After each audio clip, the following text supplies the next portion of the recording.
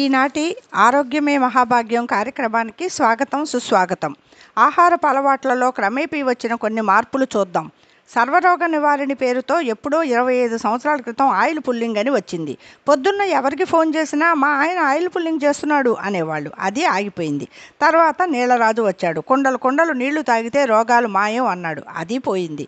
పచ్చి కూరగాయలు తింటే బలం అని ప్రచారం చేశారు కొందరు. అది పోయింది. ఇప్పుడు ఇంకొక ఆయన వచ్చి రాగులు, సజ్జలు, జొన్నలు, కూరగాయలు అన్నీ కలిపి రసం చేసుకొని తాగండి అంటున్నాడు. కేంద్ర ప్రభుత్వం వారేమో యోగా చెయ్యండి, రోగాలు మటుమాయం అంటుంది. చాన్నాళ్ళ క్రిందట గోదావరి జిల్లాల నుంచి ఒక రాజుగారు వచ్చి, ఉప్పా, మీరు ఉప్పు తింటున్నారా, చీ చీ అన్నాడు. జనమంతా ఉప్పుని విసిరి కొట్టారు. అంతటితో ఊరుకున్నాడా?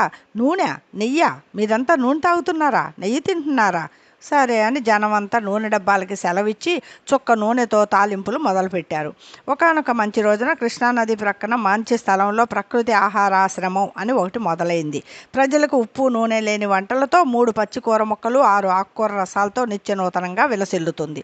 సరే, ఇది ఇలా ఉండగా ఇంకొక ఆయన ఎవరో రాగి చెంబుల్లో నీళ్లు నింపి చంద్రుడి ఎదురుగా పెట్టి తెల్లారా నీళ్లు తాగితే అసలు చావే రాదు అని ఘంటాపదంగా చెప్పాడు. ఇంకేముంది, కొట్లలో పడి రాగి చెంబుల వేట మొదలైంది. అలా వెన్నెల్లో పెట్టిన రాగి చెంబుల్లో నీళ్లు తాగుతూ ఉప్పు నూనె పులుపు తీపి లేని రాజుగారి వంటలు తింటూ 200 ఏళ్లు గ్యారంటీ అనుకుంటున్న దశలో మహారాజశ్రీ మాచినేని ఉద్భవించారు. నూనె మానేశారా పిచ్చోళ్ళారా, మిల్లుల్లో ఆడించిన కొబ్బరి నూనె 100 గ్రాములు తాగండి, ఇక చూడండి అన్నాడు. ఇంకేముంది, కొబ్బరి చెప్పులు సంచిలో వేసుకుని గానుగులంట పడ్డారు జనం. ఇంకొక సాము వచ్చి పురుగు మందులు లేని చిరుధాన్యాలు తినండి, మీ ఆరోగ్యాన్ని మీరే సంరక్షించుకోండి అన్నాడు.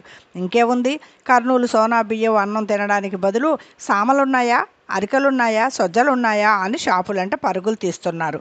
వీళ్ళంతా ఇలా ఉన్నారు, నేనేం తక్కువ అంటూ మట్టి కుండల్లో వండుకొని తినడం మంచి ఆరోగ్యం అని మూలనున్న మరో మట్టి శాస్త్రవేత్త గారు అన్నారు.